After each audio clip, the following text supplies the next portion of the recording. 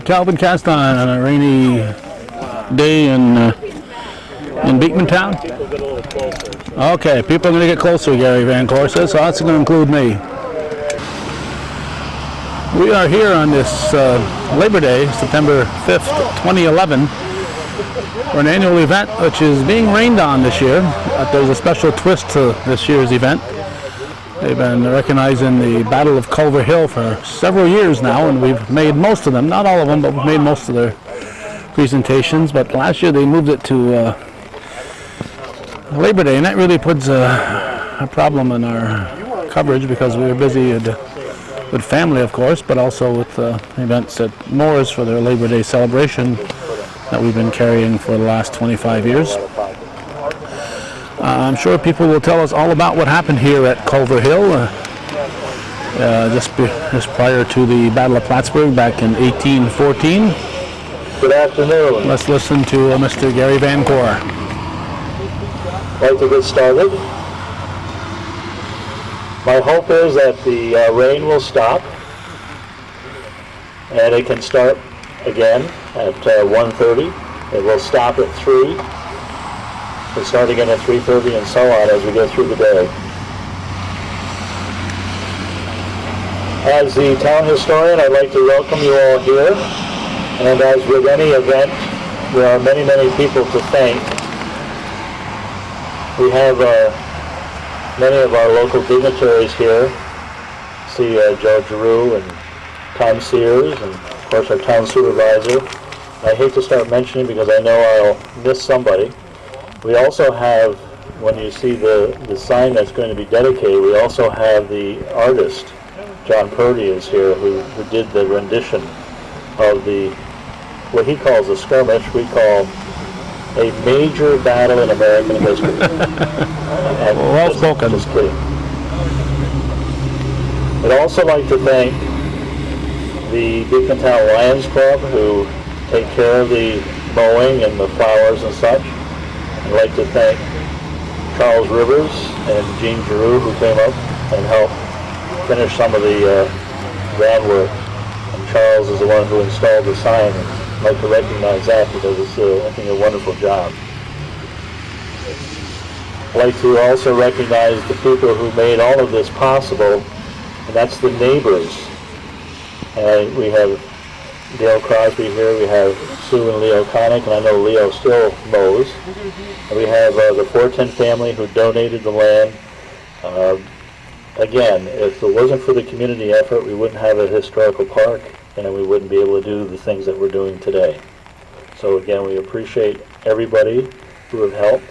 And I would like to also thank Dennis Hulbert, because if it wasn't for him, we wouldn't be here right now. Because the chairs wouldn't be here, the tent wouldn't be here. Dennis was scurrying about for the last 2 hours, and as well as being president of the Lions Club. So thank you, Dennis.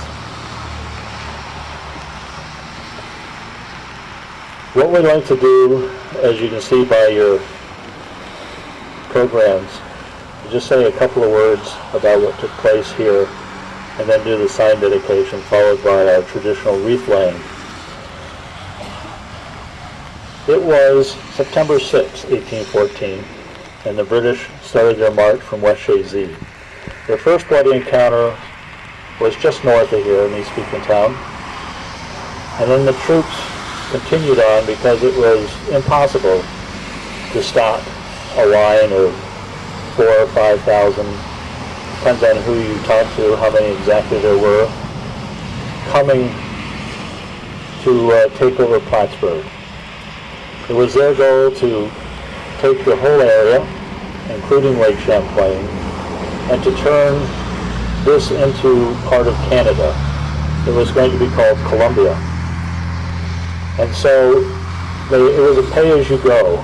There wasn't as much taking from the land as you would traditionally see with an invading army. But it was still extremely devastating to the people who lived here.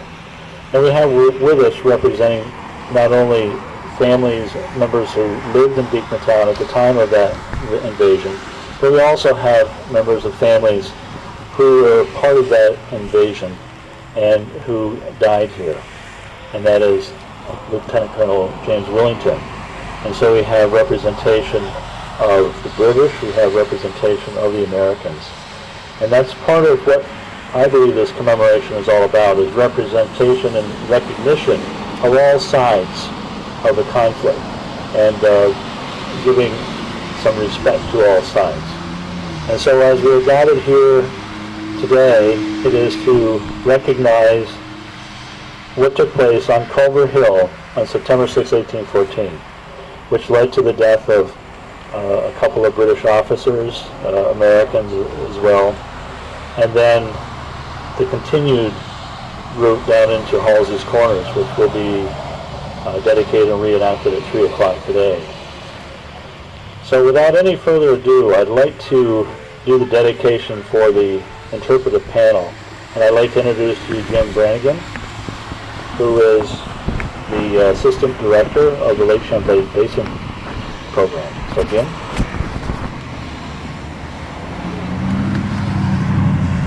Thank you, Gary.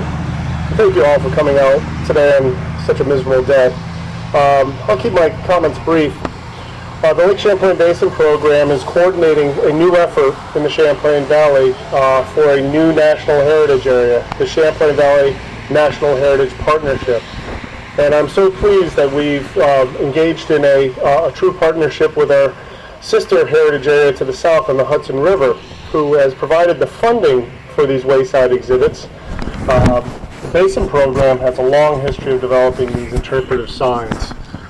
We found early on that in order for people to become good stewards of our natural and cultural resources, they need to have a better understanding of what those resources are and a better sense of stewardship. We find that these wayside exhibits are a great way to do that. You'll see that this is a high quality design which was developed by Maya Smith of Maya Designs over in Shelburne, Vermont. And this is a true partnership effort. This exhibit is one of 11 new interpretive signs for the War of 1812 interpretive trail. And hopefully the work that we do with these wayside exhibits will give your neighbors and the people that come to visit this region a better understanding of the rich heritage we have here in the Champlain Valley, and to create a better sense of stewardship of those resources, so that we can look back on our history and celebrate the beautiful place we live in today. Thank you very much.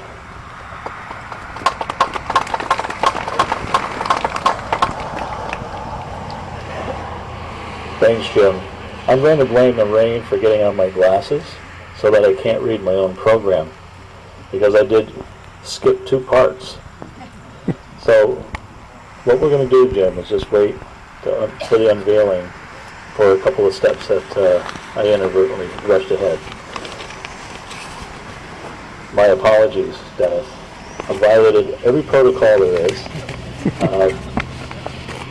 But I'd like to introduce to you Dennis Relation, who is our town supervisor.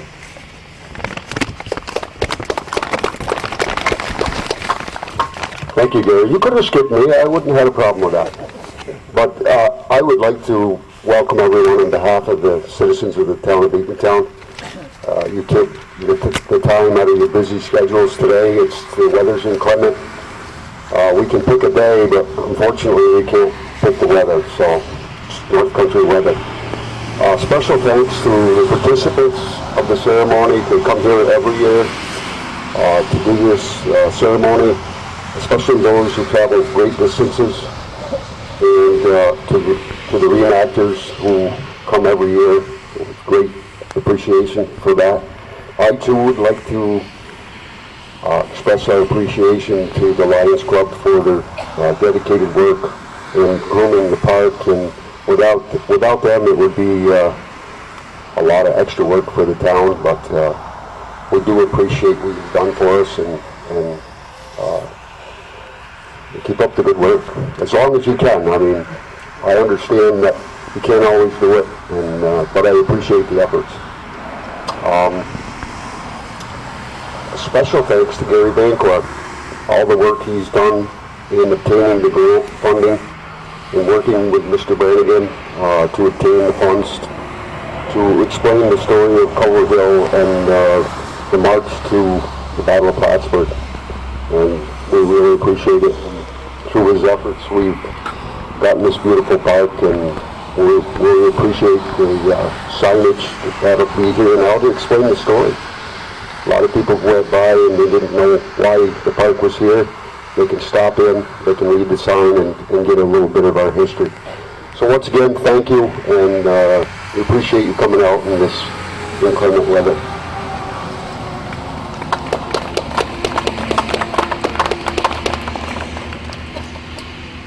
We now have people who brave this weather, even with their instruments, vocal and otherwise. So I'd like to introduce to you Ron and Sharon Wood and Carl Copes. It's Cortland here. So we'll do a couple of musical pieces for us.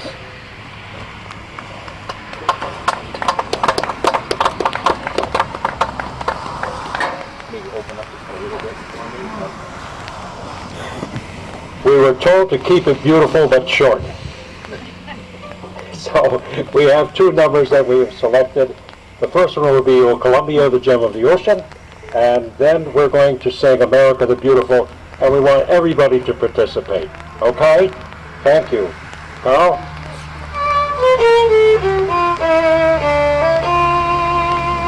Oh, Columbia, the gem of the ocean, the home of the brave and the free, the shrine of each patriot's devotion, our world offers homage to thee. Thy bandits make heroes assemble, when liberty's flag stands in view. Thy banners make tyranny tremble, when borne by the red, white, and blue. When borne by the red, white, and blue. When borne by the red, white, and blue. Thy banners make tyranny tremble, when borne by the red, white, and blue.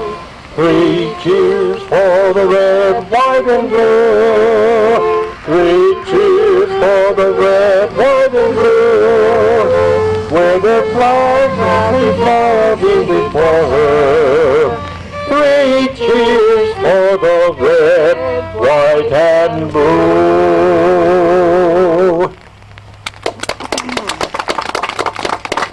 I'm sorry, but we don't have time for applause. We'd like to have you sing with us this beautiful song, America the Beautiful.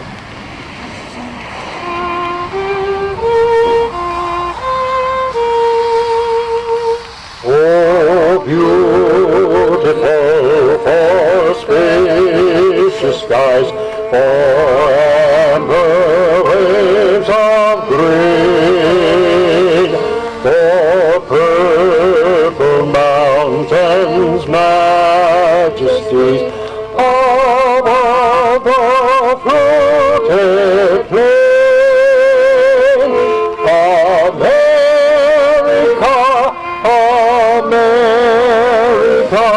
God shed His grace on thee, and crown thy good with brotherhood, from sea to shining sea.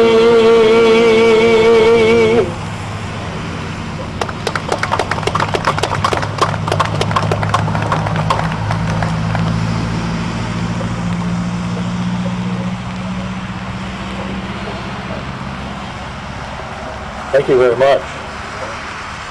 We will now have the official unveiling of the interpretive panel, and after that we'll have the wreath-laying ceremony for the memorial segment.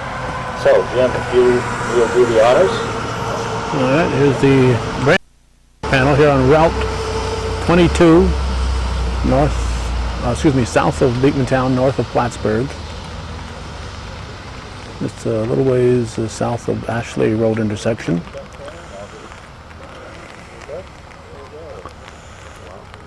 There you have it.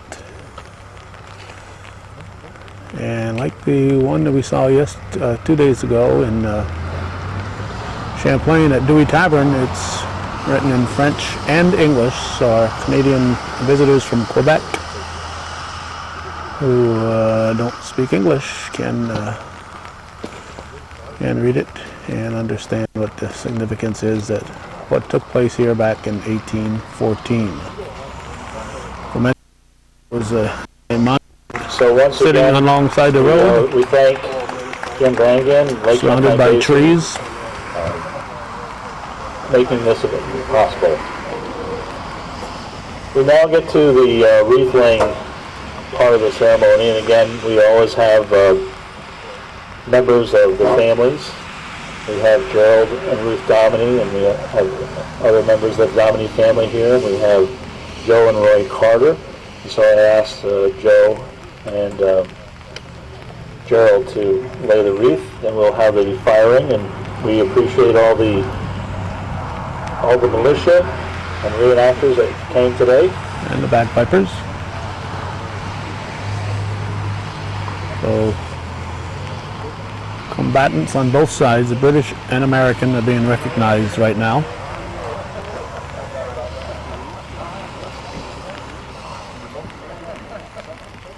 Certainly after the War of 1812, the United States and Britain have been allies ever since.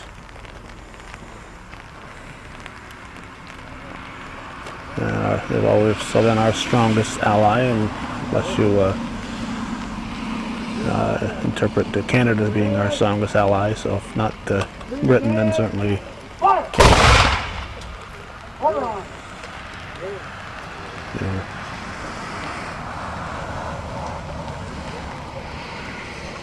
salute.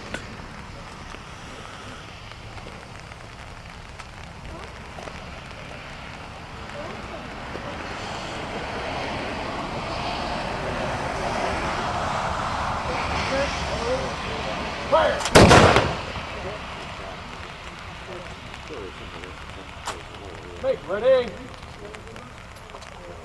Take aim. Fire!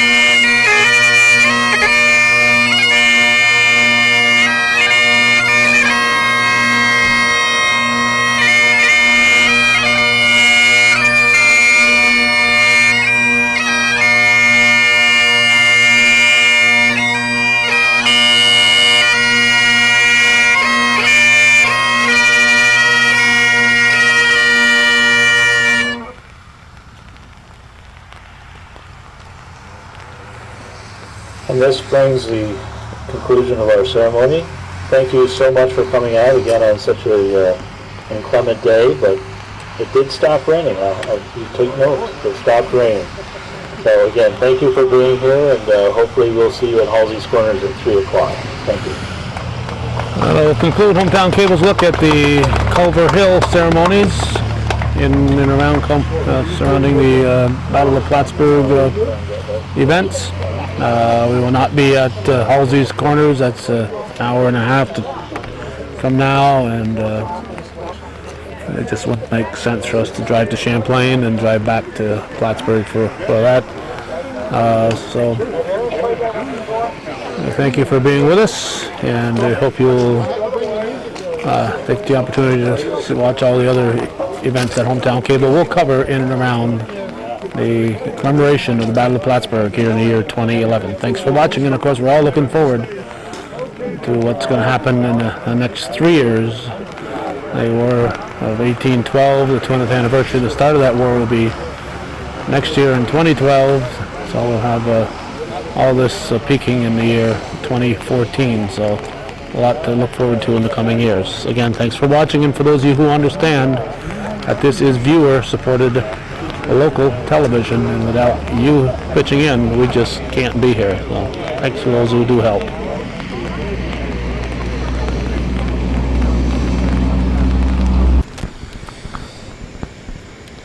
We didn't want to leave Beekman Town without pointing out that today, on this Labor Day, September 5th, this marker here was also put up. It's on the corner of Greta Howells Road and Ashley Road. It's just a few hundred feet away from Route 22 near the East Beekman Town Cemetery on the Ashley Road. It says on September 6, 1814, the British Army, consisting of several thousand, marched down here. British arrived early, crossed the creek, wounding and capturing some of the militiamen. As the Americans retreated, a heavy skirmish erupted and several were killed or wounded. So a skirmish took place in this area here at Ira Howells in Beekman Town, and this is just a little ways to the north of where we were at Culver Hill. So the sign you see there is telling us that the stop sign for Route 22 is just around the corner. The East Beekman Town Cemetery is there, and this marker is just here, just a little ways off Route 22. So stop in to see the one in Culver Hill, and come up here just off the Ashley Road and take a look at this one.